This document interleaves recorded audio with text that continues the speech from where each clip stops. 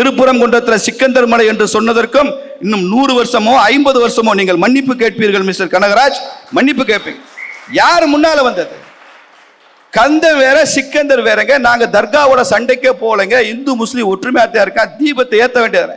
நாங்க மேல்முறையீட்டுக்கு போறோம். அடுத்த வாதம் உயர் நீதிமன்றம் தீர்ப்பு சொல்லியிருக்கு. அதுக்கப்புறம் 2 நீதிபதிகள் கொண்ட அவனுக்கு மேல்முறையீடு போனா அவங்க அதை தள்ளுபடி பண்ணிட்டாங்க. அதற்கப்புறமும் நாங்க மேல்முறையீடு போறோம்.